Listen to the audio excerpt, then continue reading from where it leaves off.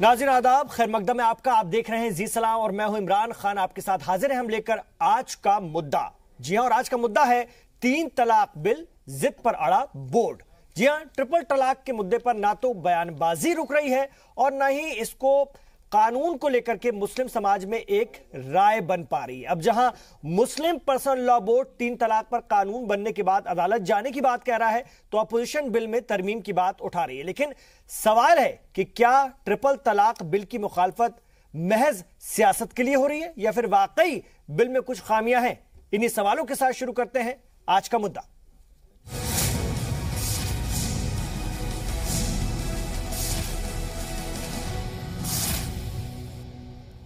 तो 3 तलाक पर बन रहे कानून के नाम पर बवाल रुकने का नाम नहीं ले रहा है। लोकसभा में बिल पास होने के बाद अब फिर से बिल पर बवाल मच गया है।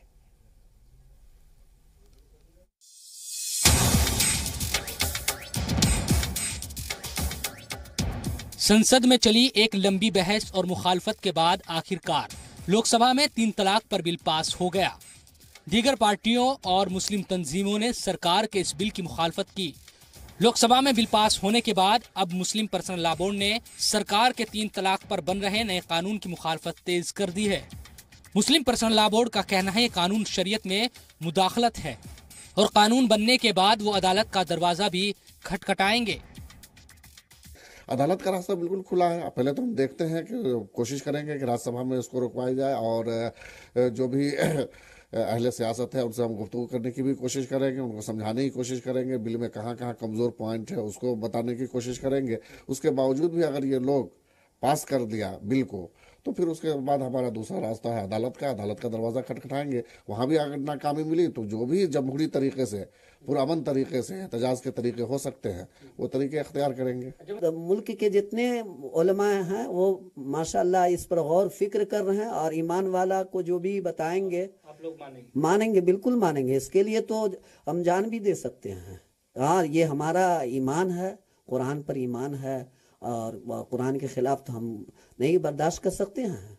कानून तो हर ज़माने में लोग बनाते हैं, तोड़ते हैं, उसको करते हैं, लेकिन 1400 साल जो कानून बन गया है उस पर तो हम फॉलो करेंगे, उस पर हम चलेंगे। और जो हमारे उलमाए किराम कोई हो उनको हम मानते हैं और मानते रहेंगे इंशाअल्लाह।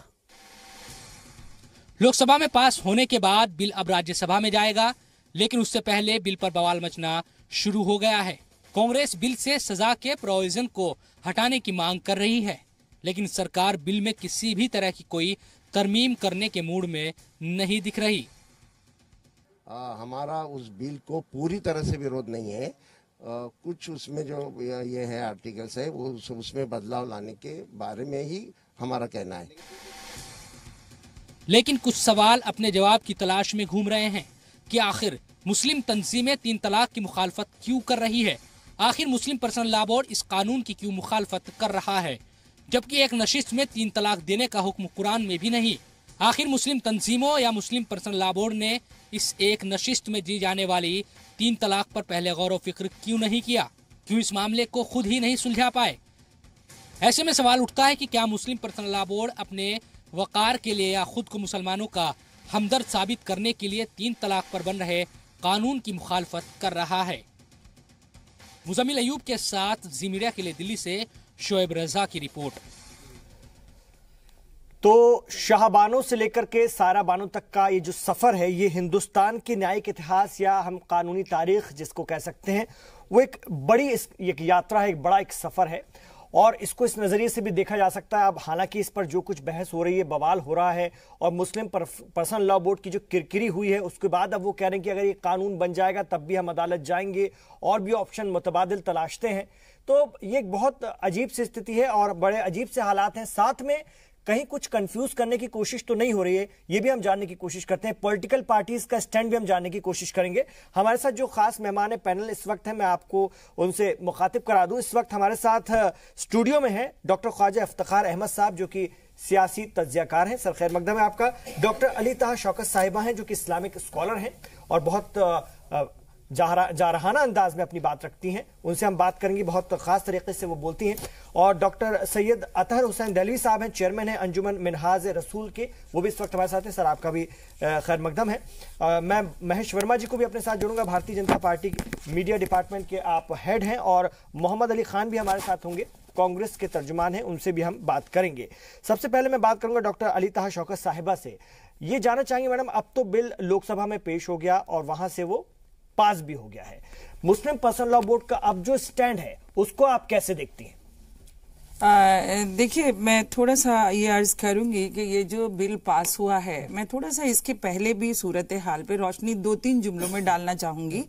अगर सरकार को ये बिल पास करना था या इस पर कोई कानून बनाना था तो होना ये चाहिए था कि जो हमारे उलमा इकराम हैं और जो मुस्लिम पर्सनल लॉ बोर्ड भी है, जाहिर बात है उनको इस चीज की पूरी जानकारी दी जानी चाहिए थी। और उन उलमा इकराम को लेकर, और स्पेशली मैं आपको बताऊं, कुछ एक्सपर्ट खवातीन को भी लेने के बाद एक कमेटी तश्कील की जाती है और उसके माइनस प्लस पॉइंट पर वहां पर तबसरा होता, वहां डिस्कशन होता, और उसके बाद फिर उन खवातीन के फेवर में या उनके फायदे के लिए, जाहिर बात है अगर सब मिलकर कोई एक रास्ता इख्तियार करते तो वो ज्यादा बेहतर था, बजाय इसके कि बिल पास करके। और मैंने बिल भी देख लिया है, इस बिल में कोई भी वाज़ेह तौर पर कुछ बयान नहीं किया गया है, कोई क्लियरिटी नहीं है, बस खाली 3 तलाक। अब 3 तलाक का जो ये मुद्दा है, देखिए एक नशस्त में 3 तलाक इस्लाम में नहीं है। कॉपी मेरे पास भी है जी, और इसमें साफ साफ लिखा है, जितना हम समझ पा रहे हैं आप भी समझाइएगा, इसलिए हमने आपको खास तौर से बुलाया भी है। जी जी जी। इसमें तलाक के बिदअत का ही जिक्र किया गया है। जी जी। और वो कुरान के हिसाब से भी ठीक नहीं है, शरीयत के हवाले से भी ठीक नहीं है। हाँ। हम सब लोग उस पर लानत मलामत भेजते हैं, हमारे हिसाब से वो ठीक नहीं है। बिल्कुल। तो इसी का तो जिक्र किया गया है, गलत कहाँ है? देखिए, मैं गलत नहीं कहा है कि गलत, ठीक है, मैं तो खुद कह रही हूँ कि 3 तलाक जो है वो इस्लाम में नहीं है, एक नशस्त में 3 तलाक इस्लाम में नहीं है।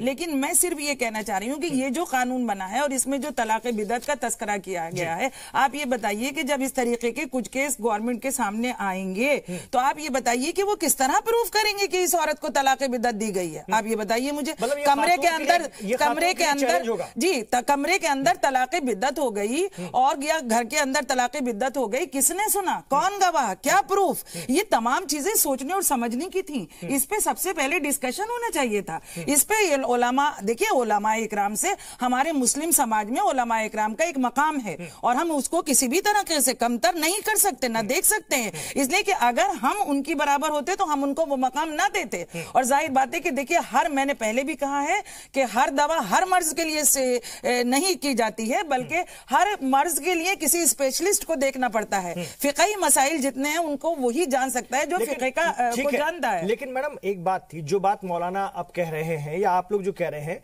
यही बात पहले पीएम ने लाल किले से कही थी, यही बात कोर्ट ने भी कही कि मुसलमानों इसका समाधान खुद ढूंढ लो, इसका हल ढूंढ लो। जब आप समाधान नहीं लाए तो फिर पहल करनी पड़ी।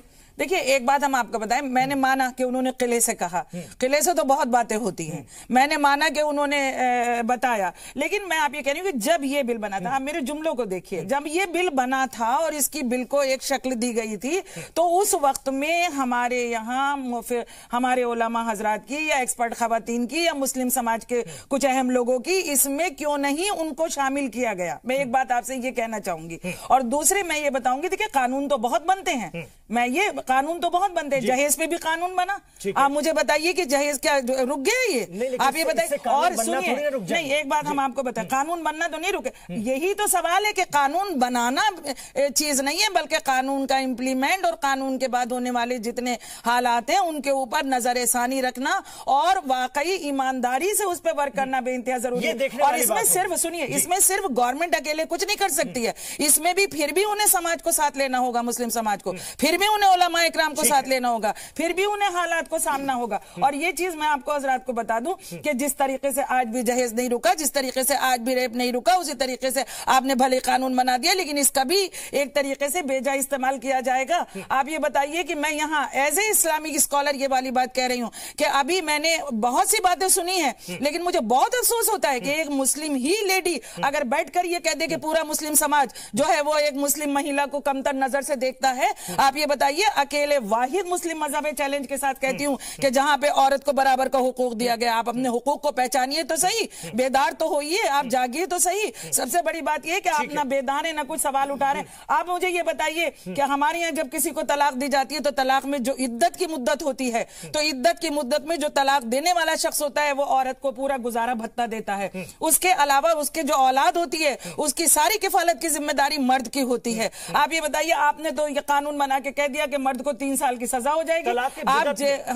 तलाक बिदअती की मैं बात कर रही हूँ। तलाक बिदअत में आपने ये कह दिया, अव्वल तो तलाक बिदअत है ही नहीं, तलाक बिदअत में तलाक ही नहीं है, लेकिन आपने तलाक बिदअत में एक मर्द को अरेस्ट कर लिया। नहीं होते हैं इस तरह के मामले, बहुत कम होते हैं, तो ठीक है, कानून है उसके लिए, और जो इस तरह की हरकत करेगा, इस तरह का क्राइम करेगा, उसको सजा होगी। नहीं तो मैं तो कानून से इतना पूछना चाहूंगी, वो किस तरीके से ये साबित करेंगे कि ये तलाक बिदअत हुआ है? डॉक्टर ख्वाजा इफ्तिखार अहमद साहब, आप कैसे देखते हैं मुस्लिम पर्सनल लॉ बोर्ड की इस जिद को, और आपको लगता है कि अब जो बात डॉक्टर अली तहा शौकत साहिबा कह रही है उस पर अब गौर करना चाहिए? देखिए, मैं पर्सनल लॉ बोर्ड पर तो अपनी बात बाद में रखूंगा जी। मैं पहले स्टेट की बात करूंगा जी। 2 चीजें होती हैं स्टेट के सामने, एक होती है विल ऑफ द स्टेट जी, और एक होती है विजडम ऑफ द स्टेट। यहाँ पर विल ऑफ द स्टेट जो है वो रिट की शक्ल में इस्तेमाल कर ली गई कि मेरे पास 282 है और मैं जो चाहूं वो कर सकता हूं, और इससे बहुत सारे इशारे और बहुत सारे इंडिकेशंस जो है अहले इल्म को जो है वो मिलने चाहिए, और इस पर उनको अपना जहन लगाना भी चाहिए। ये मैं इशारे के तौर पे कह रहा हूँ। जहां तक विजडम ऑफ द स्टेट की बात है, जो मेरी बहन ने अभी बात कही, वो एक खातून ही नहीं है, एक पढ़ी लिखी खातून है, एक दानिश्वर खातून है, और एक इस्लामिक स्कॉलर भी है। अगर इन ये तीनों चारों चीजें किसी एक खातून में जमा होती हैं और वो कोई अपनी राय या कोई बात रखती है, तो उसकी हैसियत एक आरा की हैसियत होती है, ये एक मुस्तनद हैसियत होती है। जो बातें इन्होंने उठाई हैं वो तमाम की तमाम बातें जो है मैं उसको स्वागत करता हूं, मैं दोहराना नहीं चाहता ताकि वक्त ज़ाया ना हो। मैं कुछ और बातें उठाना चाहता हूं। सबसे पहली बात यह है कि जो आज तक सिविल इशू था, आपने उसको क्रिमिनल इशू बना दिया। सबसे पहला सवाल मेरा ये है जी, जिसके मानी मफहूम ये होते हैं कि आपने मर्द को ये तस्वुर कर लिया कि वो एक क्रिमिनल एक्ट करता ही है जी, यानी उसको एक क्रिमिनल की शक्ल में आपने मर्द को करार दे दिया।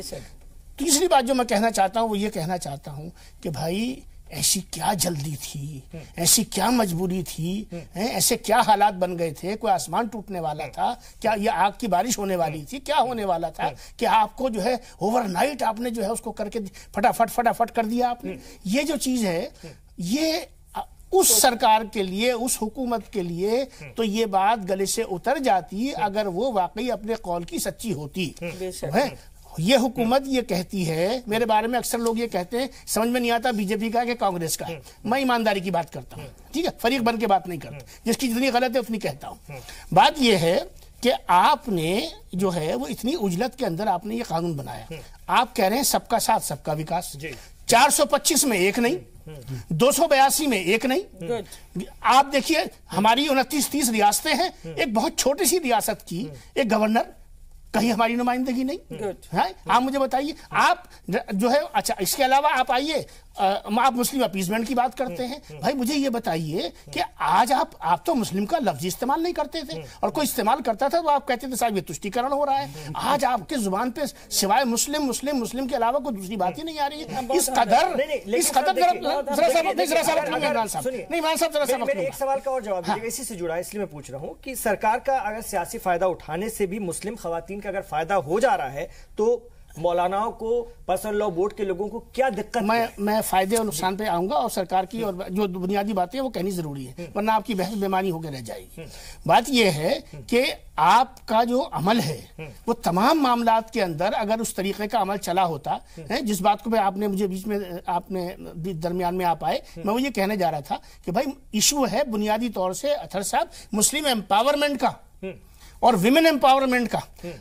कल को अगर आप पार्लियामेंट के अंदर 33% रिजर्वेशन, विमेन रिजर्वेशन का बिल जो बरस से पड़ा हुआ है, उसके अंदर भी इन मुसलमान बहनों के लिए इतना ही दर्द का मुजाहरा करें और इनको आबादी के तनासब के एतबार से इनको हक दें, तो मैं सलाम करूंगा इस हुकूमत को और इस हुकूमत की क़यादत को। और अगर वो ऐसा नहीं करती तो इसका मतलब ये है कि खालिस ये छल है और ये खालिस सियासत है, इसके अंदर इसके अलावा कुछ नहीं है। अब आपने पर्सनल लॉ बोर्ड की बात, लौट रहा हूं आपके पास, मैं लौट रहा हूं एक एक करके, क्योंकि वक्फे से पहले पर्सनल लॉ बोर्ड सारे मेहमानों से बात कर लो, इस पर हम और बात करेंगे, वक्त है अभी हमारे पास।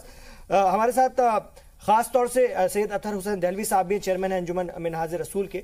सैयद साहब, जिस तरह से इसको हम क्यों ना जेंडर जस्टिस की नजर से देखें, और बात हिंदू मुसलमान की नहीं है, ये उस मजलूम औरत की बात है जिसके साथ ज्यादती हो रही है। जब पाकिस्तान मान सकता है, सऊदी अरब मान सकता है, दुनिया के कई मुस्लिम मुल्क मान सकते हैं, तो फिर भारत में इस्लाम खतरे में क्यों आ जाता है? ये बातें बार बार जो हो रही है। देखिए इमरान, दो तीन चीजों को समझिए। पहली चीज तो ये कि हमारे सामने रशिया की 70 साल तारीख भी है, हमारे सामने फ्रांस का कानून भी है, चाइना का भी कानून है, अमेरिका और बरतानिया का भी कानून है।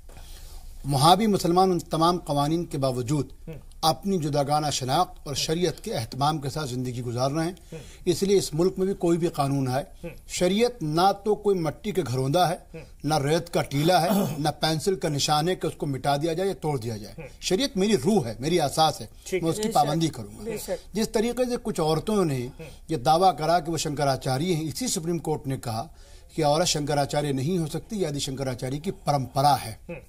हमने स्वागत करा। जाहिरी बात है कि हम किसी के मजहबी तशक्कुस या उसकी पहचान या उनके उसूलों में किसी तरीके की दखलंदाजी नहीं चाहती, यही स्टेट का काम है। अब जब इस बिल की बात आती, जो हमारी अलितहा ने कहा, हमारी बहन ने कहा, इसमें दो तीन चीजों को समझने की जरूरत है। आप जेंडर इक्वलिटी की बात करते हैं, आजकल रेडियो के अंदर, टीवी में या रेडियो में बार बार ministry of women and children affairs जो है, जिसको महिला बाल कल्याण कहते हैं, एक ऐड आ रहा है कि साहब मेरी वसीयत में मेरी बेटी का नाम भी शामिल कर लीजिए। हिंदुओं ने तो अब दिया है ना, बहुत बाद में अमेंडमेंट करना पड़ा आपको। इस्लाम ने तो 1400 साल पहले उसको शोहर की जायदाद में, बाप की जायदाद में, बेटे की जायदाद में, हर मर्द की जायदाद में उसको हिस्सा बना दिया। कुछ बातें हैं जो अच्छी बातें नहीं थी, उसको भी तो छोड़ना पड़ेगा। मैं इमरान आखिरी कर रहा हूं, अपने कंक्लूड कर रहा हूं। जहां तक तलाक बिदत की बात थी, हजरत उमर का वो एग्जीक्यूटिव ऑर्डर था, एसओएस था, परमानेंट कहीं नहीं था, हर फिका को इसकी इजाजत थी।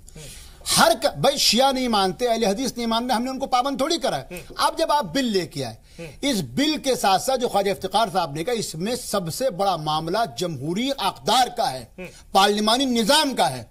नरेंद्र मोदी हुकूमत पहले दिन से पार्लियामानी निजाम की सरासर खिलाफ वर्जी कर रही है। वो किस तरीके से, कोई भी बिल आता उससे पहले लोकसभा या राज्यसभा सेक्रेटेरिएट जिसमें पहले पेश होता है, वो एक अखबारी बयान भी जारी करती है, एक इश्तहार भी देते हैं, लोगों की आरा को कबूलते हैं, मानते भी हैं। आपने किसी से कोई राय नहीं ली। दूसरी चीज, इसके साथ साथ एक बहुत बड़ा सियासी मामला भी था। आपको मालूम है आज लोकसभा ने 2 बिल पास कर दिए हैं।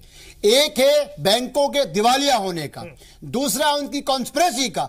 दोनों बिल वो थे जिसके ऊपर कुछ चैनल ने तवज्जो दिलाई और बताया कि उसका नकाइस क्या क्या होंगे। इस पूरी मुहिम के अंदर जो है वो तमाम चीजें खो गई। और आखिरी चीज जो ख्वाजा साहब ने कहा, हम कल से कह रहे हैं, अगर आपको औरतों का इतना एहतराम है, मैं पूरी जिम्मेदारी से कह रहा हूं, इस पर कानूनी कार्रवाइयां कायम होंगी। इस्लाम पे, पैगंबर साहब अलैहिस्सलाम, कुरान पे लोग हस्तक्षेप और क्या क्या इल्जामात लगा रहे हैं। हमने तो कल तो वैसी साहब ने कहा, एक औरत को इंसाफ दीजिए, ये पूरे समाज को इंसाफ दीजिए, इंसाफ सबके लिए बराबर होना चाहिए। और दूसरी चीज, अगर आप मुस्लिम महिलाओं को इतना दर्द है तो ये बीजेपी उस वक्त कहां गई थी जब मुलायम सिंह यादव ने कहा था कि रिजर्वेशन विद इन रिजर्वेशन मुस्लिम औरतों को दीजिए, तब तुष्टिकरण की बात थी। अगर महिलाओं के लिए आपके आंसू हैं तो घड़ियाली आंसू ना बने, आप 33% रिजर्वेशन इसी सत्र में पास करके मुस्लिम औरतों को दीजिए। बीजेपी के महेश वर्मा हमारे साथ होंगे और कांग्रेस के मोहम्मद अली खान साहब भी हमारे साथ हैं। एक छोटे से वक्फे का इशारा हो रहा है, मैं लौट रहा हूं, इन दोनों से ही जवाब लेंगे आपके सवालों का। लौट रहे हैं।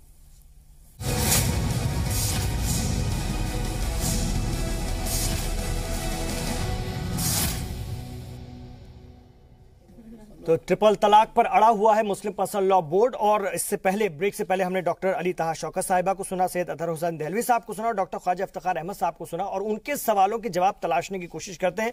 महेश वर्मा जी हमारे साथ हैं, भारतीय जनता पार्टी के मीडिया डिपार्टमेंट के हेड हैं, और मोहम्मद अली खान साहब कांग्रेस के तर्जुमान हैं। महेश जी, मैं सबसे पहले आपकी तरफ रुजू करता हूं, और खास बात यह है कि जिस तरह से बीजेपी पर इल्जाम लग रहा है कि 3 तलाक को कानून अपने वोट बैंक के लिए बना रही है और शरिया में मुदाखलत कर रही है, बार बार अभी भी पर्सनल लॉ बोर्ड ये बात कह रहा है, ये हमारी मेहमान भी ये बात कह रहे थे।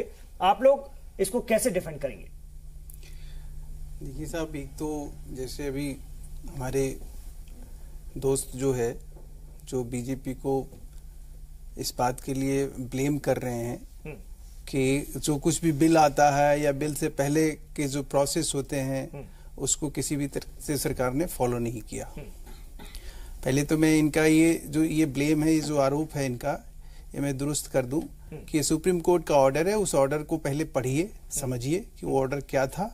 उस ऑर्डर के तहत सरकार ने एक बिल ले आई, उसके ऊपर जो लोग भी, जिनके भी ऐतराज थे, उन्होंने वहां ऐतराज रखे और उस ऐतराज के बाद जो है, जिस तरह से भी एक सरकार सिस्टम या पार्लियामेंट जो कानून बनाता है उसके तहत वो कानून लोकसभा से पास हो गया। अब वो राज्यसभा में जाएगा, राज्यसभा में क्या उसके ऊपर चर्चा होती है, उसकी कोई ऐसी चीज होगी तो विपक्षी पार्टियां भी बैठी है, हम सबों को रिप्रेजेंट करने वाली भी पार्टियां वहां बैठी है, सब लोग अपनी अपनी बात और चीजों को वहां रखेंगे, उसके बाद बिल पास होगा।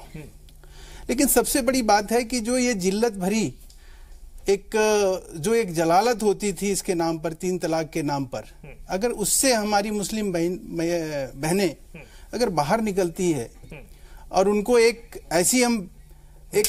हम ऐसा माहौल क्रिएट कर रहे हैं, हम एक ऐसा माहौल बनाया इसके जरिए, ना कि इस माहौल को हम इतना बड़ा मतलब ऐसे एक हिपोक्रेसी की तरह कि कुछ नहीं है, ये एक ऐसा पता नहीं क्या इस्लाम पर चोट पहुंचाने वाली है मोदी गवर्नमेंट, पता नहीं मुसलमानों के खिलाफ इस बिल के जरिए कौन सी आफत, कौन सी जुल्म ढाने वाली है, ये सब चीजें जो है हमें समझ में नहीं आ रही है। कल ज़फ़रयाब जिलानी भी कह रहे थे कि आप लोगों का एक स्टैंड है, आप अपने वोट बैंक को खुश करने के लिए ये कोशिश करें ताकि 2019 से पहले उन्हें भरोसा हो जाए कि आप लोग यूनिफॉर्म सिविल कोड की तरफ बढ़ रहे हैं और जो आपका एक वादा था या जो आप लोगों की सोच है, आपका वोट बैंक कम से कम उससे मुतमईन हो जाए कि हाँ ये काम ठीक कर रही है। साहब, ये तो कोर्ट का फैसला था, माननीय सुप्रीम कोर्ट ने जो कहा, हमने उसके हिसाब से बिल को तैयार किया। तो फिर जैसा कि डॉक्टर जो कुछ भी कॉमन सिविल कोड, ठीक है, सुनिए, कॉमन सिविल कोड के बारे में भी सुनिए, एक मिनट इमरान साहब,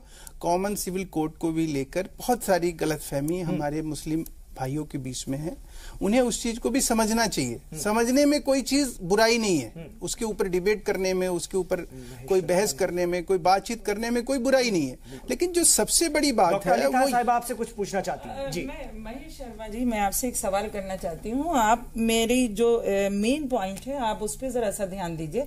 मैंने सिर्फ ये कहा, अपने बयान में ये कहा था कि जब आप ये बिल तैयार हो रहा था या ये कानून तैयार हो रहा था, क्या गवर्नमेंट को इस जरूरत महसूस नहीं हुई कि इस मजहब के फिका के जानने वाले जो एक्सपर्ट हैं उनको भी बिठाया जाए, उनको भी शामिल किया जाए? ठीक है, आप मुस्लिम खवातीन की हमदर्दी के लिए ये बिल कानून बना रहे थे, मुस्लिम खवातीन को, जैसा कि आपने कहा कि जिल्लत, जबकि ये जिल्लत लफ्ज जो है ये बिल्कुल गलत है यहाँ पर, इसलिए कि जहाँ आप किसी को 3 तलाक दे दीजिए, किसी को, आप एक महिला हो के अगर इस दर्द को और इस तकलीफ को आप नहीं समझ पाएंगी तो फिर कौन समझेगा? कौन समझेगा? हमने कुछ नहीं, हमने जो तलाके विद्दत था, सुनिए, तलाके विद्दत में आप लोग, मैं किसी, आप जैसी, सुनिए, आप जैसे 1% महिलाएं, मुस्लिमों में आप जैसे 1% महिलाएं हैं जो शायद इसका विरोध कर रही हो, आप जैसी 1% महिलाएं जो 1% विरोध कर रही हैं, वो अपना, उनका एक निजी स्वार्थ होगा, आपको अपने, आपका, सुनिए, माफ कीजिएगा, मैं एक चीज और बताऊं, औरत और दो अलग-अलग मिजाजों के लोगों को इज्जत के साथ अलग-अलग जिंदगी गुजारने की मैं आपसे कुछ इजाजत दे रहे हैं तलाक के जरिए। बहन जी, आपसे कुछ कहना चाह रहा हूँ, बहन जी, आपसे कुछ कहना चाह रहा हूँ। यही तो वजह है कि आपने के लोगों को रखा नहीं। बहन जी, आज ये सारे आपसे एक रिक्वेस्ट है मेरी, आप जरा एक बात, एक सिर्फ आपको 5 सेकंड में एक बात मैं कहना चाह रहा हूँ, वो ये है कि कल एक मुस्लिम महिला प्रोफेसर हैं, उनका मैं बाइट देख रहा था, मुझे मतलब इस्लाम के बारे में ज्यादा जानकारी नहीं है, तो उन्होंने कहा कि तलाके विद्दत में, विद्दत शायद बोलते हैं, इंस्टेंट 3 तलाक जो दिया जाता है, उसको लेके हमारे कोई पैगंबर रसूल साहब का जो ये था कि इस तरह के कोई फरमान थे कि जब कोई इस तरह के कृत्य करे, कुकृत्य करे, उसका नाम दिया गया कुकृत्य, जब कोई ऐसा पाप करे तो उसको 30 कोड़ा लगाया जाए। ये आपके यहाँ प्रोविजन है, हम 30 कोड़े की बात नहीं कर रहे हैं। वो कह रही हैं कि 30 कोड़े के बजाय हम 3 साल की जो सजा की बात कर रहे हैं, ये तो उसके मुकाबले कुछ भी नहीं है। और ये आज अगर हमने जो कुछ किया, हमारी बहनें, ऐसी ऐसी बहनें, पढ़ी लिखी बहनें जो सामने आ रही हैं, हमारे ये भाई, ऐसा नहीं है हम अगर हिंदू हैं तो हम मुस्लिम बहनों को ये ना कहें कि वो हमारी बहन नहीं है, हमारी बेटी नहीं है, वो भारतीय हैं, उनसे हमारा उतना ही दर्द है, उनकी तकलीफ को भी हम देखते आ रहे हैं, सुनते आ रहे हैं। सुप्रीम कोर्ट ने कोई भी चीज आसानी से ऐसा फैसला नहीं दिया, सबको सुन के समझ के और ये मानकर कि भाई ये मुस्लिम बहनों के हक में है, ऐसा करना चाहिए। मैं आपसे एक सवाल पे भी जवाब दे दिए मैं सवाल करूंगी। देखिए, आप डिटेल में दूसरी तरफ चले गए। मेरा सवाल सिर्फ आपसे ये था कि आपने अगर सुप्रीम कोर्ट के ऑर्डर के बाद ये कानून बनाने के लिए या बिल पास करने के लिए जो आप ये ने पास किया है, मेरा सवाल सिर्फ आपसे था कि क्या आपकी गवर्नमेंट ने ये जरूरत महसूस नहीं की कि मुस्लिम फिका पर पूरी तरीके से नॉलेज रखने वाले, इल्म रखने वाले एक्सपर्ट्स को भी आप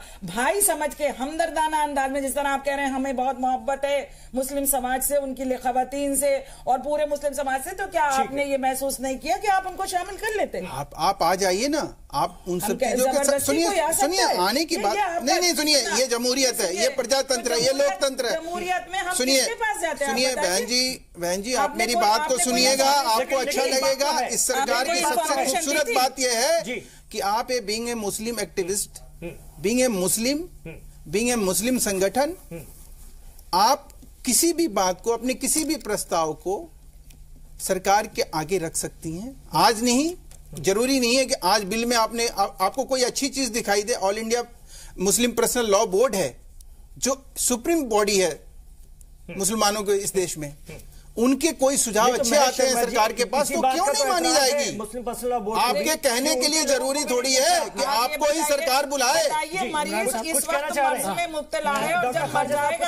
देखिए, अभी भी आपको मैं कह रहा हूँ, स्टैंड कानून, हमने कोई भी इस्लाम के किसी भी कायदे, किसी भी उसके रस्मो रिवाज, किसी भी उसके उसमें हम जाके आपसे ही जवाब लेंगे, उसमें हम जाके कहीं भी कोई छेड़छाड़ नहीं किया। हमने तो सीधा सिंपल सुप्रीम कोर्ट ने जो कहा उसके हिसाब से एक बिल प्रस्तुत किया जिसमें इंस्टेंट तलाक के ऊपर हमें बैन लगाना चाहिए, उस बैन के बदले में किस तरह की सजा होना चाहिए। इसको लेकर आपके जो हमदर्द हैं, जो वहां अपनी मुसलमान होने के नाते जो सियासत करने का जो काम ओवैसी साहब ने कल किया, क्या कर रहे थे? वो नंबर 1 वो फ्रॉडिज्म कर रहे थे।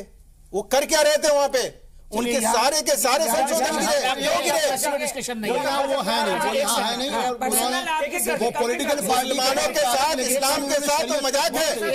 मुसलमान और इस्लाम के साथ उवैसी साहब ने मजाक किया। नहीं, आप गलती पर हैं। मैं उवैसी का समर्थक नहीं, लेकिन कल उवैसी ने वही बात की जो सही है। नहीं, मिनिस्टर झूठा था, नहीं किया था। 85 के अंदर राजीव गांधी से कानून बदलवाया। अरे साहब, झूठ बोल रहे थे खड़े होकर। क्या बात है? हिपोक्रेसी कर रहे हैं। आपका मंत्री झूठा था। इस्लाम और मुसलमान के नाम पर कल जो कहेगा लफ्ज का सपोर्ट करना, वैसी लफ्ज की समर्थक हिंदुस्तान का हर मुसलमान करता है। मैं करता हूं, मैं करता हूं। अपमान है, बिल्कुल अपमान है। आप एक भारतीय होकर इस देश के साक्षी महाराज की बात मानेंगे हम? आप इस्लाम किसकी बात मानेंगे हम? साक्षी महाराज की मानेंगे? आपकी मानसिकता सबसे पहले आपने अपने धर्म को अपनाया, अपने धर्म के हिसाब से काम कर रहे हैं। उससे पहले एक इंडियन है, भारतीय है, इस चीज को समझने की हमेशा ये जेहन में रखिए, ये जेहन में रख के बात करिए। आपका भला होगा और इस देश का भी भला होगा। ये कि कांग्रेस सपोर्ट दे रही है और इधर आज न्यूज़पेपर में कांग्रेस के जो प्रेसिडेंट है और कांग्रेस का जो अहम लीडर है वो ये कह रहा है कि ये भाजपा गवर्नमेंट जो है ये आइन में बैकडोर से दाखिल हो रही है। ऐसा कुछ नहीं है, ऐसा कुछ नहीं है। आपके मंत्री ने आप लोग जो कुछ भी सुनिए, एक कंफ्यूजन मत फैलाइए, मुसलमानों को एजुकेट करिए, काउंसिल कीजिए इस बिल को। ये आपकी ड्यूटी बनती है। हम सबको अच्छे भारतीय होने के नाते एक अच्छाई की जीत हुई है। इसको सब लोग मिलकर हम लोग अच्छे तरीके से रख सके, कोई कंफ्यूजन ना हो। मोहम्मद अली खान साहब, अगर आपने हमारे उलमा और हमारे एक्सपर्ट और को साथ लिया होता तो आज आप इस प्लेटफॉर्म पे यहाँ बहस के लिए कोई नहीं आया होता। क्या बात कर रहा है? अली मोहम्मद अली बोले क्योंकि हमारे उलेमा अगर कोई चीज नहीं बुलाए और उलेमा से बात नहीं की है तो बिल्कुल 10 सेकंड कहूंगा, मैंने इस देश में कानून के आगे इस्लाम छोटा पड़ गया। सुन लीजिए, इस मुल्क के कानून की खूबी यह है कि इस मुल्क में एक रस्म होती है जलीकट्टी।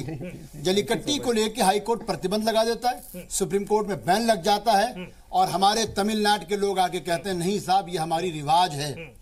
उस बिल को, उस कानून को, सुप्रीम कोर्ट के इस फैसले को कलअदम करार देते हुए असेंबली में आनन फानन के अंदर बिल पास किया था और पार्लियामेंट उसको मंजूरी दे देती है। आप 22 करोड़ मुसलमानों की बात कर रहे हैं और इस एमजे अकबर की बात कर रहे हैं जिन्होंने राजीव गांधी को मजबूर करा था शाबानों के अंदर, और कल वो हमको कुरान सिखा रहे थे। हम ना तो सरकार बेशक कर रहे हैं, हम सीधा कहते हैं अदालतों को काम फैसले देना है। आप सुन लीजिए, मैडम सुन लीजिए, कानून बनाना। अरे आप पूछते तो सही, आप पूछ किस तरह हैं?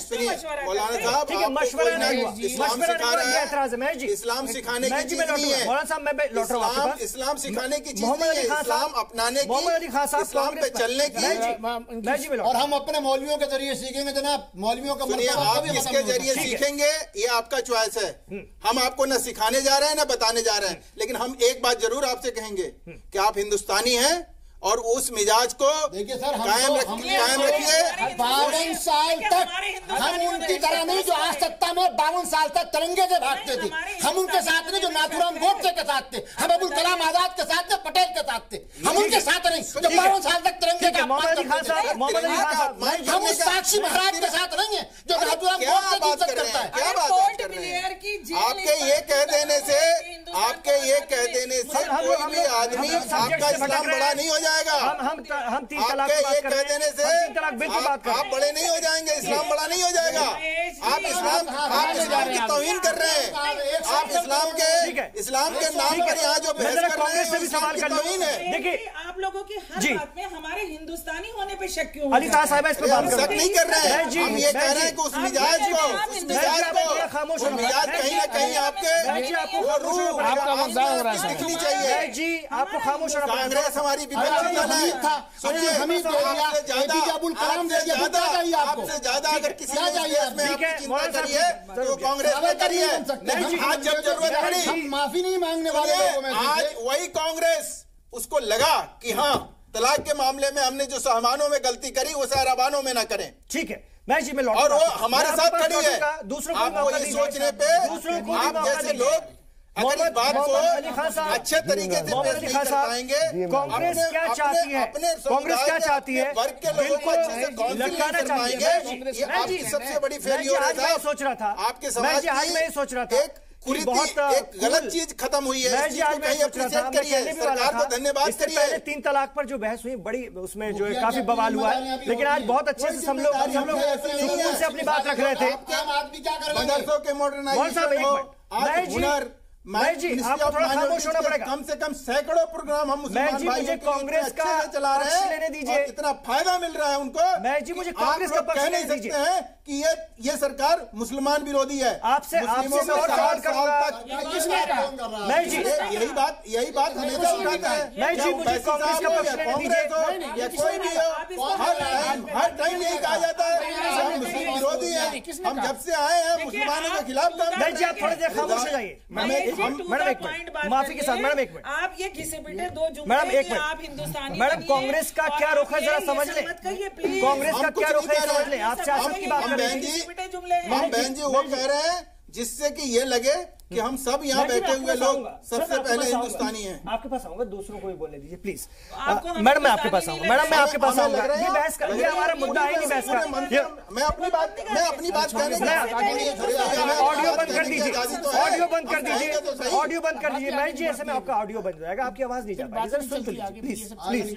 मोहम्मद अली खान साहब, कांग्रेस क्या चाहती है? बिल्कुल अटकाना चाहती है, ऑफिशियली मान रहे हैं, अनऑफिशियली कुछ कतरा रही है कांग्रेस। स्टैंडिंग कमेटी को भेजकर क्या लटकाना मकसद है क्या? देखिए सबसे पहले तो मैं आपको एक बात बताता हूँ। मैं करीब 22 डिबेट्स कर चुका हूँ ट्रिपल तलाक पे पिछले एक हफ्ते में अपनी पार्टी के तर्जुमान होने के नाते, और मैं ये दावे के साथ पूरी सच्चाई के साथ ये बात कह सकता हूँ कि without doubt this is the best panel I have seen. मैं मजाक नहीं कर रहा, बिल्कुल सीरियसली कह रहा हूँ। शुरुआत में जो आपके तीनों पैनलिस्ट मैं ये कहने वाला था कि आज बड़े सुकून से बात हो रही है। इससे पहले 3 तलाक पर बहुत झगड़े हुए हैं, बहुत बहस हुई है, बिल्कुल, लेकिन अभी चलिए कुछ गर्मा गर्मी होती रहती है। हो जाता है। बट मैं सचमुच कहूंगा जैसे अथर साहब ने, हजरत ने और मैम ने जो बातें रखी, उन्होंने, मैं बहुत उनकी बातों से 100% सहमत हूं। उन्होंने बिल का निचोड़ आपके सामने निकाल के कांग्रेस का स्टैंड बताइए। मैं बता रहा हूं कांग्रेस का स्टैंड, मैं आपको बताता हूं क्योंकि हमारा एक थोड़ा छोटा योगदान रहा था इस स्टैंड को बनाने में। मैं अगर एक और बात कहता हूं, आप लोगों की उर्दू इतनी खूबसूरत है माशाल्लाह से कि मुझे एहसास कमतरी हो जाती है आप लोग जवाब देते हुए। कोई बात नहीं, तो देखिए सबसे जी वो भी प्रयास करूंगा मैं जी। देखिए मैं ये बोलता हूं, मैम आपने एक सवाल उठाया, आपने पूछा कि इन लोगों ने राय मशवरा लिया था। ये सवाल कई लोग पूछ रहे थे, तो पार्लियामेंट में एक सांसद ने ये सवाल क्वेश्चन आवर में रेज किया लिखित में। आज उसका जवाब आया है। दोनों जवाब, उन्होंने पूछा कि आपने किसी एनजीओ या किसी संस्था से बातचीत की, उन्होंने कहा नहीं, no, the answer to the above is in the negative. दूसरा सवाल पूछा आपने कि कोई ऐसे ग्रुप्स हैं, इन ग्रुप्स को छोड़ दीजिए, कोई ऐसे एक्सपर्ट्स हैं जिनसे आपने बातचीत की ये कानून बनाने के वक्त, उन्होंने बोला नो। दोनों सवालों के जवाब वो इन द नेगेटिव। अब मैं आपको एक दूसरी बात बताता हूं। देखिए कांग्रेस इस बिल का समर्थन कर रही है, हम इस सिद्धांत से बिल्कुल ताल्लुक रखते हैं कि ट्रिपल तलाक, क्योंकि एक बार सुप्रीम कोर्ट ने आदेश दे दिया, तो कांग्रेस की परंपरा रही है हिंदुस्तान की सबसे पुरानी पॉलिटिकल पार्टी होने के नाते कि हम सुप्रीम कोर्ट के आदेश का पूरा पालन करते हैं, उसे पूरे तरीके से मानते हैं। मगर जब ये बिल लाया गया, आप लोगों के सामने ये बिल आया, 4 दिन में इसे लाया गया, जनता के सामने पेश किया गया और पास कर दिया गया। राय मशवरे की तो बात ही नहीं थी। और हम लोगों ने फिर 2-3 सवाल उठाए जब हमने बिल पढ़ा। केवल 7 बिंदुओं का बिल है, जिसमें से एक बिंदु तो short title extent and commencement है, जिसका टाइटल है, बचे 6 प्रावधान। उसमें आपने और कानून ऐसे बनते नहीं है। मेरी खुशनसीबी थी कि मैं पिछली सरकार में एक सीनियर कैबिनेट मिनिस्टर का OSD होता था और वकील होने के नाते मैंने काफी कानूनों पे काम किया है। बाकायदा गाइडलाइंस होती हैं, pre legislative consultative committee guidelines, जो अथर साहब ने बिल्कुल से, मैं बड़ा हैरान हुआ कि that you know this, but आप बिल्कुल सही कह रहे थे। जिम्मेदारी होती है सरकार की, दायित्व होता है कि आप वो पब्लिश करें और कमेंट्स एलिसिट करें, यही तो लोकतंत्र की खूबसूरती है। मगर मैं आपको बता दूं हमारे 2 मुख्य बिंदु क्या हैं इसमें शिकायत को लेके। ये 6 सेक्शन का बिल स्टेटमेंट ऑफ इंटेंशन है। अब आप मुझे बताइए, आपने कह दिया ट्रिपल तलाक गैर कानूनी है, वो तो सुप्रीम कोर्ट ने पहले कह दिया था, आपने कह दिया 3 साल की सजा है। अब मैं आपको बताता हूं, और आप मुझे कोई भी बताइएगा अगर मैं गलत बोल रहा हूं, आप उसका क्रियान्वयन यानी इन्फोर्समेंट कैसे करेंगे? महिला जो है, जो खवातीन है जो इससे अफेक्टेड होंगी, वो जाएंगी पुलिस स्टेशन। पुलिस वाले ने अगर 15 दिन में कुछ नहीं किया तो महिला को CRPC में 156(3) की एप्लीकेशन डालना पड़ेगी मैजिस्ट्रेट के सामने। मैजिस्ट्रेट के सामने जब जाएगी तो मैजिस्ट्रेट दूसरी साइड से जवाब मांगेंगे, वो उन्हें 2 महीने मिलेंगे जवाब देने के। आपको उसके बाद मौका मिलेगा एक रिजॉइंडर फाइल करने का, 6 महीने तो यहीं चले गए। तो हमने कहा आपने तो उल्टा और उन पे जुल्म कर दिया। You are making them go through a cumbersome and executive process. अब मैं आपको एक दूसरी बात बताता हूं, और ये हम लोगों ने लिखत में दी, आप इससे पहले के बोलने की ये आप ऐसी बात तो आप लोगों ने फिर इसका विरोध क्यों नहीं किया? हम लोग क्यों नहीं की? कल 12 बजे रणदीप सिंह सुरजेवाला जी की प्रेस कॉन्फ्रेंस आपके चैनल पे भी चली, उसमें उन्होंने ये तीनों पॉइंट्स उठाए। अब मैं आपको एक दूसरी बात बताता हूँ। देखिए वोटिंग तो इसके पक्ष में गई ना, वोटिंग हमने इसके पक्ष में की, मगर हमने जो अमेंडमेंट राज्यसभा में आप सुनिए, मैं एक बात बता दूं, मैं आपको एक बात बता दूं, नहीं मैं बस हमारे संशोधन की बात कर रहा हूँ, हम बाकी आपके बिल को सपोर्ट कर रहे हैं। दूसरी बात मुकेश जी, मैंने कोई हस्तक्षेप नहीं किया था जब आप बोल रहे थे, अब आप मुझे भी सेम कर्टेसी दीजिए। नहीं, आप भी बहुत गलत बोल रहे थे, मगर मैंने कुछ नहीं बोला था। एक शराफत है, एक मर्यादा है इस डिबेट की, उसका पालन कीजिए।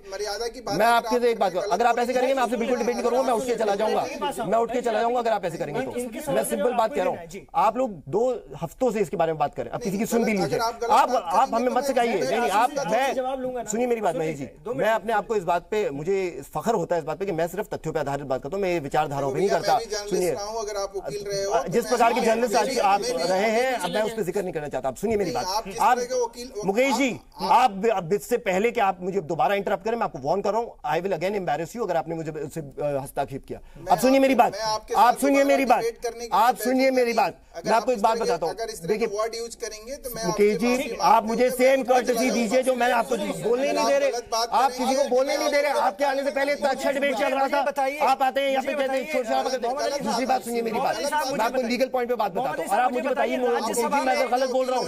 सुनिए मेरी बात, अगर मैं गलत बात कर रहा हूँ आप बोलिए। आप सुनिए, मैं आपको एक बात बताता हूँ। इमरान साहब, आपके सामने बिल रखा है, आपके सामने बिल रखा है। अगर मैं गलत बात बोलूँ आप मेरी बात काटिएगा, और मुकेश जी मैं आपको चुनौती देता हूँ, अगर मैं गलत बोल रहा हूँ आप उसे करेक्ट कीजिएगा।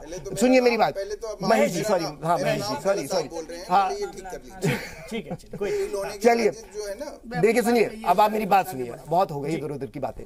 अब सुनिए, आपने जिक्र किया है कि औरत को सब्सिस्टेंस अलाउंस मिलेगी, उसकी परिभाषा क्या है? आप उसमें बता देते सब्सिस्टेंस अलाउंस का मतलब क्या है? क्या औरत को मेंटेनेंस के एडिशन में मिलेगी सब्सिस्टेंस अलाउंस? जब ये सवाल हमने रविशंकर प्रसाद जी से किया, उन्होंने जानते क्या जवाब दिया अपनी आखिर में स्पीच में? उन्होंने कहा जी ये कोर्ट तय करेंगे। अरे कोर्ट ने तो इसका जिक्र भी नहीं किया था। जो 1986 एक्ट है उसमें तो मेंटेनेंस के 10 पेज तक प्रावधान जाते। सुप्रीम कोर्ट ने 2001 में Daniel Latifi versus Union of India नामक केस में इतना बड़ा उस पर अपना ओपिनियन दिया है। 5 जज बेंच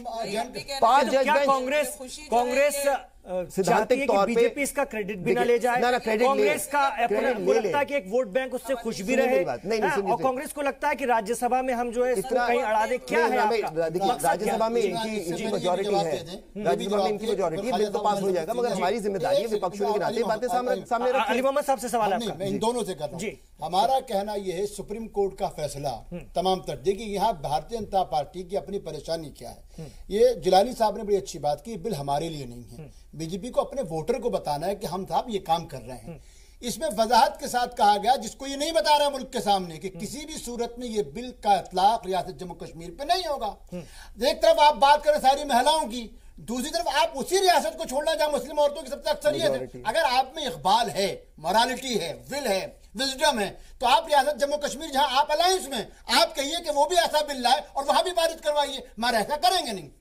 मैं जी जवाब दीजिए, फिर मैं ख्वाजा साहब के पास आ रहा हूँ। और ख्वाजा साहब, अगर आप अपनी बात कोई रखना चाह रहे थे काफी देर से, वो रख दीजिए, फिर मैं जी के पास जाता हूँ। मैं 2 जुमले की बात नहीं, पूरी बात रखना चाहता हूँ, पूछ लीजिए क्या कहना। हाँ, मैं जी इसका जवाब दे दीजिए जरा।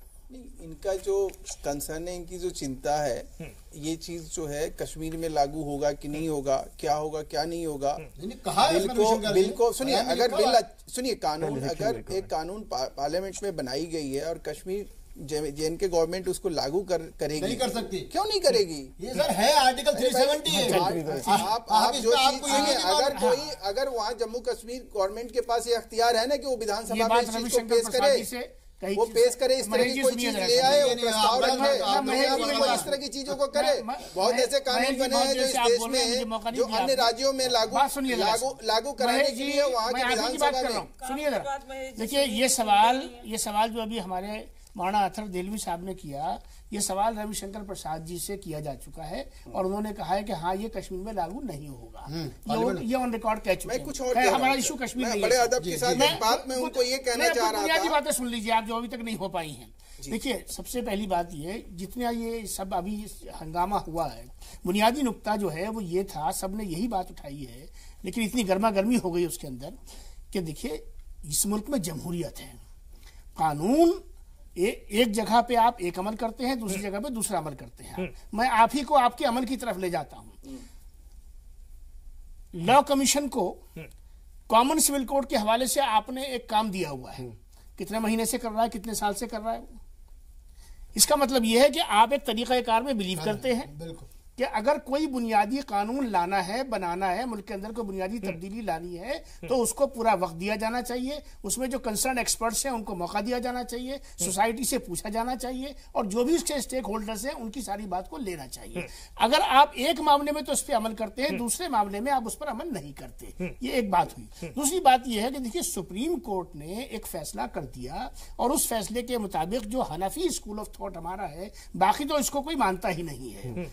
तलाक़े बिदअत है लफ्ज़, जो है बिद्दत नहीं है लफ्ज़, इनोवेशन, ठीक है ना। बिदअत का मतलब ये होता है कि एक ऐसी चीज जो कि नाकाबिले कबूल है, ठीक है ना, जो नाशाइस्ता है, जिसको पसंद नहीं किया जाता, जिसको गुनाह से करीब तर समझा जाता है, ये बिदअत की तफसील है जो लोगों को मालूम होनी चाहिए, ठीक है। इसी वजह से उसको जो है कोई उसको एक्सेप्ट नहीं करता है, ठीक है। ये इशू चल रहा था बेसिकली एब्यूज और मिसयूज का इंस्टेंट तलाक के सिलसिले में, जो बात यहाँ तक सुप्रीम कोर्ट तक पहुंची, फैसला वहां हो गया, उस फैसले को सब लोगों ने मान लिया। उस फैसले के मुताबिक, जरा सा मुझे वक्त दीजिए, उस फैसले के मुताबिक सरकार ने वो अमल किया जो सरकार को करना चाहिए था, उसने कानून बनाया। यहाँ हमारी जो बात बुनियादी कही जा रही है वो ये नहीं कही जा रही कोई हम सरकार की मुखालफत नहीं कर रहे, हम किसी में सवाल नहीं उठा रहे, हम ये बुनियादी सवाल उठा रहे हैं कि बिना मशवरे के, ठीक है, ये बात शुरू से कह रहे हैं, बिना स्टेक होल्डर्स को बीच में लिए हुए आपने ऐसा क्यों किया? जल्दी थी, ठीक है, जल्दबाजी की। महेश वर्मा जी से मैं इसका जवाब लेता हूँ। एक और छोटा सा वक्फा अभी लौट रहे हैं, एक और छोटा सा वक्फा, और महेश वर्मा जी के पास ही जाएंगे इसका जवाब लेने के लिए। छोटे से वक्फे के बाद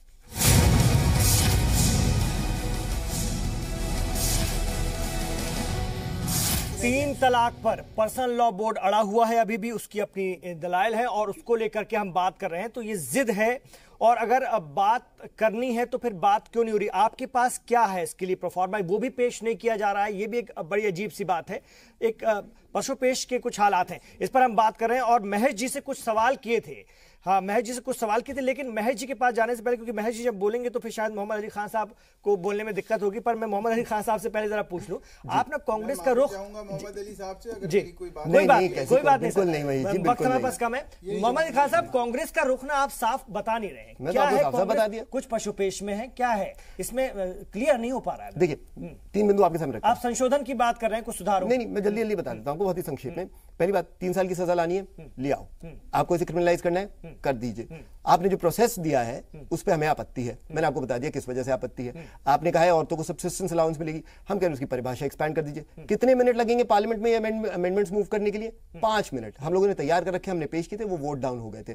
तो अगर ये लोग राजी हो जाए तो हम तो तैयार ही हैं, बस यही बात है। राज्यसभा में आप इस बात को रखेंगे? हमने अभी लोकसभा में जब डिबेट हुआ था तो सुष्मिता देव जी ने इसकी भी बात की थी। एक और आखिर पॉइंट ये है कि अगर मर्द, देखिए एक डेटरेंस इफेक्ट होता है, वो सही कह रहे हैं कि अगर सजा होगी तो कुछ लोग घबरा जाएंगे, मगर कुछ लोग ऐसे भी हो जाएंगे भाग जाएंगे बिना तलाक दिए हुए। अब अगर वो भाग गए तो औरत को सब्सिस्टेंस अलाउंस कहां से मिलेगी? तो सुष्मिता देव जी ने, हालांकि हमारे ऑफिशियल अमेंडमेंट का हिस्सा नहीं है, सुष्मिता देव जी ने एक बड़ी अच्छी बात कही थी, कहा था कि एक फंड बना दीजिए आप, जिसमें ये औरतें जिनके पति छोड़ के भाग गए उनको आप कुछ ना कुछ तो मिले। अगर आपका ऑब्जेक्टिव ही है, उद्देश्य ही है, तो उसे उस कल्पना को हकीकत में बदलने के लिए आप बना दीजिए फंड, हम समर्थन देंगे। ठीक है महेश जी, ब्रेक से पहले जो सवाल आपके पास आए थे जी, आप कुछ पूछना चाह रहे हैं, फिर मैं महेश जी से जवाब दूंगा। मैं इमरान साहब ये कहना चाह रहा हूँ कि all India Muslim personal law board को बड़ा वक्त मिला, बड़ी गुंजाइश मिली, बड़ा स्पेस मिला, और मुझे ये कहने में बड़ा अफसोस होता है कि उन्होंने उस वक्त का इस्तेमाल नहीं किया, चीजों को अपने हाथ से निकाल दिया। हत्ता के सुप्रीम कोर्ट ने भी उनको गुंजाइश दी। लेकिन ये है कि मुझे ये समझ नहीं आता कि वो इदारा जिसके पास कानूनदान मौजूद हैं, बड़े बड़े लॉयर्स मौजूद हैं, बड़े बड़े पुराने रिटायर्ड जजेस मौजूद हैं, दानिश्वर मौजूद हैं, उलमा की कसीर तादाद मौजूद है, तमाम मसालिक की नुमाइंदगी मौजूद है, वो मुकम्मल तौर से इस मामले के अंदर अपना किरदार अदा नहीं कर पाया। दूसरी बात, देखिए एक सोसाइटी की हैसियत से मुझे ये तस्लीम करने में, अपनी कमी को तस्लीम करने में कोई दिक्कत नहीं होनी चाहिए। हमारी कमी कहाँ है? हमारी कमी ये है कि निकाह नामा जो हमारा है, जो आमतौर पे चलता है, वो निकाह नामा क्या चलता है? लड़की का नाम, लड़के का नाम, वल्दियत, पता, इतना महर, इतना मुअज्जल, इतना गैर मुअज्जल, काजी के दस्तखत, गवाहों के दस्तखत, वकील के दस्तखत और होने वाले मियाँ बीवी के दस्तखत। हमारे यहाँ निकाह को, शादी को कहा गया है कि ये एक कॉन्ट्रैक्ट है। कोई भी कॉन्ट्रैक्ट बिना टर्म्स और कंडीशंस को ऑन रिकॉर्ड लाए हुए नामुकम्मल होता है। ठीक है, all India Muslim personal law board की ये जिम्मेदारी थी और अब वो जिम्मेदारी उसके हाथ से निकल चुकी है। अब ये जिम्मेदारी जो है हमारी हुकूमत की है, जो इस कानून को लाई है कि एक ऐसा निकाहनामा, उसमें उलमा को शामिल करें, उसमें जो फिक़ह के एक्सपर्ट हैं उनको शामिल करें, उसमें लीडिंग लॉयर्स को लेके करें, एक ऐसा निकाहनामा लाएं कि जिसके अंदर टर्म्स एंड कंडीशंस लिखी जाएं। मैं यहाँ ये भी कहना चाहता हूँ, मैंने कल ट्वीट भी किया था कि अगर किसी मखसूस सूरत हाल में, मौलाना साहब, अगर किसी मखसूस सूरत हाल में मियाँ और बीवी दोनों इस बात पर आमादा है कि उनको फौरी अलहदगी की जरूरत है, तो एक कंसेंट के साथ इस बात की गुंजाइश कानून में रखी जानी चाहिए। जहां तक अदालत का ताल्लुक है, अदालत ने तो उसको नल एंड वाइड कर दिया, इलीगल हो गई, वो बात खत्म हो चुकी, वो गैर कानूनी हो चुकी। अब मर्द का ये इख्तियार खत्म हो चुका कि आप एक वक्त के अंदर 3 तलाक देंगे। टर्म्स एंड कंडीशंस के अंदर जो है औरत के महर के मामला, तलाक के मामला, कुला के मामला और किस किस्म की तलाक की गुंजाइश उसके अंदर रखी जाएगी, क्या तलाक तफवीज का कोई तस्वुर उसके अंदर होगा, ये क्या कुला का जो तरीक़ाकार है, दोनों चीजें होनी चाहिए उसके अंदर जो है। ये तो तलाक का तरीक़ाकार किस तरीके से उस पर इतलाक होगा, और कुला अगर होगा तो उसका किस तरीके से इतलाक होगा, महर की अदायगी किस तरीके से होगी, सारे मामला जो निकाह नामे को एक ऐसा मुसव्वदे की शक्ल दीजिए कि जो उसकी एक कानूनी हैसियत होनी चाहिए, उसकी एक शरई हैसियत होनी चाहिए और उसके अंदर तमाम शराइत हो, भले एक किताबचे की शक्ल में वो बने। ये काम पर्सनल लॉ बोर्ड नहीं कर सका। अब इस काम को करने में पर्सनल लॉ बोर्ड को ताउन करना चाहिए। नहीं, इस काम को करने के लिए all India personal law board को अब हुकूमत से ताउन करना चाहिए। और ये जो मौक़िफ़ वो ले रहे हैं कि हम दोबारा कोर्ट में जाएंगे। नहीं, मैं ख़ैर साहब थोड़ा सा इख्तिलाफ करता हूँ। देखिए, बुनियादी सूरत ये है कि ऑल इंडिया मुस्लिम, देखिए महेश जी और हमारे जो मुशाहिदीन, ये नाजरीन देख रहे हैं, पर्सनल लॉ और मुस्लिम पर्सनल लॉ बोर्ड में फ़र्क है। वह कैंजी और पर्सनल लॉ हम सबका अकीदे से जुड़ा हुआ है। हमारा कहना यह है कि पहली चीज तो हुकूमतों के साथ मुज़ाकरात को शजर ममनुआ समझना, ये all India Muslim personal law board की बहुत बड़ी गलती है। आप हुकूमत से, वज़ीर आज़म नरेंद्र मोदी से, वज़ीर कानून से, वज़ीरत अक़लियती उमूर मुख्तार अब्बास अंसारी से, नकवी से आपको मिलने में क्या कबाहत थी? आप इस मुल्क के शहरी हैं। हुकूमतों से बातचीत रखना मेरा फर्ज है और उसका जवाब देना उनका फर्ज। लेकिन वाला कल कह रहे थे, लेकिन पर्सनल लॉ बोर्ड के लोगों के पास गए, क्या वज़ीर आज़म से मिल लीजिए? बिल्कुल गलत करा। All India Muslim personal law board, मेरा कहना यह है, खैर साहब को उम्मीद है खैर साहब मेरी इसमें हिमायत करें, इस मौके पे पर्सनल लॉ के साथ साथ पर्सनल लॉ बोर्ड को भी सियासत से बचाना वक्त मुसलमान और हिंदुस्तान सबके लिए जरूरी है। मैडम आप कुछ कहना चाह रही थी, वक्त कम है, फिर मैं महेश वर्मा जी से इसका जाहिर बात है कि मेरे बुजुर्ग यहाँ मौजूद बहुत कम लफ्जों में, मैं उनके सामने बहुत कम इल्म मेरा 2 मिनट है मेरे पास मैडम, बहुत कम लफ्जों में। इतना बस मुझे कहना है कि जिस तरह निकाह के तमाम उसूल व क़वानीन हमारी शरीयत में हैं, उसी तरह तलाक के उसूल व क़वानीन हमारी शरीयत में है। और जब इस शरीयत को सिर्फ शरीयत का एक्सपर्टी समझता है, और इसीलिए मैं आपसे सिर्फ एक बार हुकूमत से मेरी मुअद्दबाना गुजारिश है कि अगर इस तरीके का कोई भी कानून वो उसको इस तरीके से देख रहे हैं कि ये जुल्म है, ज्यादती है, और अगर बनाना है तो उसमें शरीयत के एक्सपर्ट लोगों को शामिल करना निहायत जरूरी है। रहा मुस्लिम पर्सनल लॉ बोर्ड का सवाल, तो ये बिल्कुल हकीकत है, मुस्लिम पर्सनल लॉ बोर्ड में भी वक्त वक्त पर तब्दीलियां होनी चाहिए और एक दूसरे के साथ सियासत से दूर होना चाहिए। आप लोगों के पास आगे मौके हैं, रास्ते हैं, आप जो कह रहे हैं कि लेकर चलना चाहते हैं सबको, ये कोशिश होगी क्या? और आप कह रहे हैं कि सुझाव लाइए, उसको एक्सेप्ट किया जाएगा क्या जो अच्छे होते हैं? देखिए, सुझाव राय किसी तरह से या एक तरफा ये जिद है? नहीं, जिद की कोई बात नहीं। सरकार जो है जिद से नहीं चलाई जाती है। सरकार जो है सबको सामूहिक रूप से, सबके विकास, सबके समझ से चलाई जाती है। ये देश जो है इस तरह से नहीं चलता है, और ना इसकी संस्कृति है, ना इसका संविधान है। ठीक है, हम कोई संवैधानिक बात करते हैं तो हमें उसके दायरे में ही रह के बात करनी चाहिए, एक बात। दूसरी बात कि देखिए, तब कई ऐसी जब कुरीतियों का, कई ऐसे गलत चीज़ों का जो कि समाज में प्रचलित है या किसी तरह से उसको एक्सेप्ट कर लिया गया, जैसे हिंदू समाज में ही देखिए विधवा विवाह था, बाल विवाह था, सती प्रथा थी। अब इन सब चीजों को देखिए, एक वक्त में जब अंग्रेजों का यहाँ शासन था तो राजा राम मोहन राय साहब ने अकेले उन्होंने जो चीज सुनिए, ये जरूरी है इसलिए है कि ये कोई भी कानून या कोई भी ऐसी चीज वो धरी की धरी रह जाती है जब आप एक समाज में जागरूकता लाते हैं कि देखो भाई ये चीज गलत है और ये चीज सही है। ये आप किसी रिश्ते को खत्म करने के लिए, चोट पहुंचाने के लिए कानून नहीं बना है।